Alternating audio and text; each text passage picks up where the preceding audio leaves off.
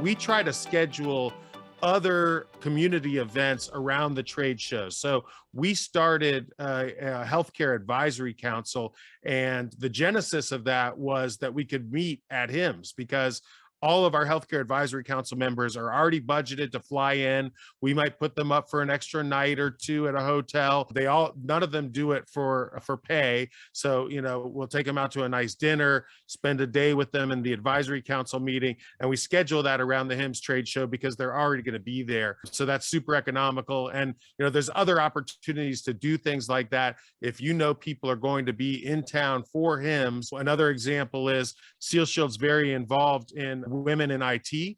And that is hosted, in fact, it's being hosted by Seal Shield this year during the HIMSS show as well, because you've got all the healthcare IT folks in town already for HIMSS. What a great opportunity to have a community get together for an hour or two around women in the IT workplace, or around any kind of the healthcare advisory council, any event where you're trying to get those people in a room, because we know how hard it is to get all those people somewhere where they can be together in person, especially around COVID. People are doing fewer and fewer things. So if they're committed to attend a trade show, what a great opportunity to sit them down, take an extra few hours, take an extra day to accomplish something else.